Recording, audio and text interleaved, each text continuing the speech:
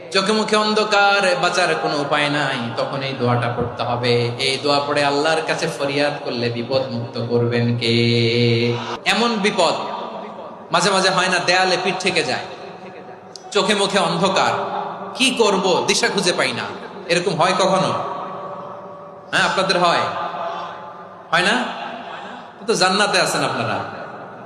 হয় হয় এরকম হয়েছে না যে দেয়ালে পিঠ থেকে গেছে, চোখে মুখে অন্ধকার, কই যাব, কি করব, বাঁচানোর কেউ না, এরকম হয়েছে কখনো আপনাদের? যদি হয় তাইলে এটার সলিউশন বলবো, না হইলে তো এগুলো বলে লাভ নাই। হয় হয় হয় বিশ্বনবী এরকম কঠিন বিপদে পড়েছেন জীবনের কিছু কিছু মুহূর্তে। ওই মুহূর্তে বিশ্বনবী স্পেশাল দুইটা দোয়া পড়তেন। এই দোয়াগুলো আপনাদেরকে জানিয়ে দেয়। বিশ্বনবী বলেন, কঠিনতম বিপদে যখন পড়বা, দেয়ালে পিঠ থেকে যায়, চোখে মুখে অন্ধকার, বাঁচার কোনো উপায় নাই, তখন পড়বা লা ইলাহা ইল্লা আনতা সুবহানাকা ইন্নী কুনতু মিনাজ জালিমিন। আল্লাহ, তুমি ছাড়া কোনো ইলাহ নাই, তুমি পবিত্র, নিশ্চয় আমি জালিমদের অন্তর্ভুক্ত। সুবহানাল্লাহ বলেন। এই দোয়া সাইয়েদনা ইউনূস আলাইহিস সালাম পড়েছিলেন যখন মাছের পেটে ছিলেন। কিসের পেটে? এবং অনেক মুফাসসিরিন ইকরাম বলেছেন, অনেক আহলুল ইলমরা বলেছেন, এটা হচ্ছে ইসমে আজম। ইসমে আজম এমন দোয়া যেটা দিয়ে দোয়া করলে আল্লাহ দোয়া কবুল করে, কিন্তু এটা কোনটা, এটা নিয়ে ইখতিলাফ আছে। কোন কোন আহলুল ইলম বলেন এই লা ইলাহা ইল্লা আনতা সুবহানাকা ইন্নী কুনতু মিনাজ জালিমিন, এটা হচ্ছে ইসমে আজম। সাইয়েদনা ইউনূস আলাইহিস সালাম পড়েছেন। আপনারা পড়েননি? তুফান হইলে পড়েন না? আমাদের এলাকায় তো এটা খুব, এটার উপর ব্যাপক আমল আছে। পটুয়াখালীতে কি অবস্থা বলেন? পড়েন পড়েন পড়েন পড়েন। একটা গল্প শুনেছিলাম, পাক হানাদার বাহিনী যখন বাংলাদেশে অ্যাটাক করতো, ৭১ সালের ঘটনা বলতেছে, আমরা তো দেখি নাই, শুনছি আর কি। ৭১ যদি দেখতাম এতদিনে রাজাকার হয়ে যেতাম। আল্লাহ আমাদেরকে বাঁচাই দিছে, আল্লাহর মেহেরবানি, ঠিক কিনা বলে? মন মতো হইলে মুক্তিযোদ্ধা, মন মতো না হইলে রাজাকার। কত কিছু দেখলাম এই শাহবাগের বুকে। আল্লাহ, ৭১ সালে দেখি নাই, আমরা শুনেছি পাক হানাদার বাহিনী জিজ্ঞেস করত মুসলিম না অমুসলিম চেক করার জন্য, বলতো কালেমা বল, কালেমা বাতাও। তো যারা কালেমা বলতে পারতো পাকিস্তানি বাহিনী নাকি ওদেরকে ছেড়ে দিত, শুনেছি। তো একজনকে, এক বাঙালিরে পেয়ে তার মাথার মধ্যে বন্দুকের নল ধরে বলতেছে, কালেমা বল সালে, কালেমা বাতা, কালেমা বল। তো ভয়ের চোটে এই দোয়া পড়া শুরু করছে। ও পড়তেছে লা ইলাহা ইল্লা আনতা সুবহানাকা ইন্নী কুনতু মিনাজ জালিমিন। পাকিস্তানি বলে সালে ইয়ে তো মুসিবত কা কালেমা है। বাঙালি কয় হাম তো ভি মুসিবত মে হ্যায়।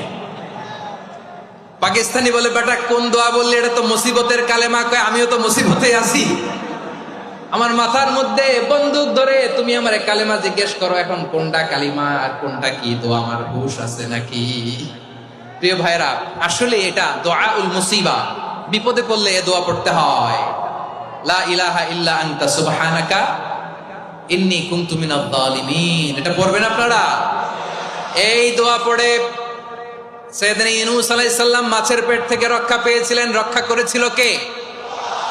তুমি ইউনূস নবীরে যখন খাইলো মাছেতে গিলিয়া, ফেরেশতা পাঠাইয়া দিলে ইসমে আজম দিয়া। প্রাণে ছিল যাহার ভয় সেথা পাইল আশ্রয়, প্রাণে ছিল যাহার ভয় সেথা পাইল আশ্রয়। মাছের পেট হতে সে যে পেল পরিত্রাণ। আল্লাহু আল্লাহু তুমি জাল্লে জালালুহু, শেষ করা তো যায় না গে তোমার গুণগান। আল্লাহু আল্লাহু, সুবহানাল্লাহ পড়ে।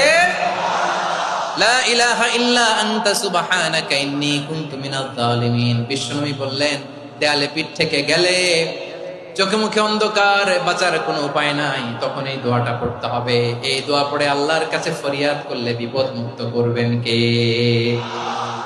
কেন এই দোয়াটা আল্লাহর কাছে বড্ড প্রিয় জানেন আমার ভাইয়েরা? কারণ এই দোয়ার মধ্যে 3টা জিনিস আছে। আমি যেরকম আঙ্গুল উঁচু করেছি এরকম করেন তো। 3টা। কয়টা? 3টা। 1 নম্বরে হচ্ছে তাওহীদ, 2 নম্বরে তাসবিহ, 3 নম্বরে তাকরীর। আই রিপিট, আবারও বলছি, 1 নম্বরে তাওহীদ, 2 নম্বরে তাসবিহ, 3 নম্বরে তাকরীর। এ দোয়াটা আল্লাহর কাছে এত পছন্দনীয় কারণ এ দোয়ার প্রথম অংশে আছে তাওহীদ, আল্লাহর একত্ববাদের ঘোষণা। লা ইলাহা ইল্লা আনতা, ও আল্লাহ আপনি ছাড়া কোনো ইলাহ নাই, উপাস্য নাই। এ কথা বললে আল্লাহ বড় খুশি হয়ে যায়, সুবহানাল্লাহ পড়েন। এ দোয়ার দ্বিতীয় অংশে আছে তাসবিহ, মানে আল্লাহর প্রশংসা, প্রশংসা সূচক বাণী। সুবহানাক সুবহানাক সুবহানাক, ও আল্লাহ আমি আপনার পবিত্রতা ঘোষণা করছি, সুবহানাক। এ কথা শুনলেও আল্লাহ খুশি হয়ে যায়, সুবহানাল্লাহ পড়েন। এই দোয়ার তৃতীয় অংশে আছে তাকরীর, তাকরীর মানে পাপের স্বীকৃতি।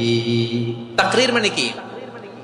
তাকরীর মানে পাপের স্বীকৃতি। এই দোয়ার তৃতীয় অংশে আছে ইন্নী কুনতু মিনাল যালিমিন, ও আল্লাহ আমি জালিমদের অন্তর্ভুক্ত। আল্লাহ আল্লাহ আমি জালেম, আল্লাহ আমি ভুল করেছি, অন্যায় করেছি, আল্লাহ আমি জালেমদের অন্তর্ভুক্ত। এই পাপের স্বীকৃতি, অ্যাকনলেজমেন্ট আল্লাহ বড় পছন্দ করেন।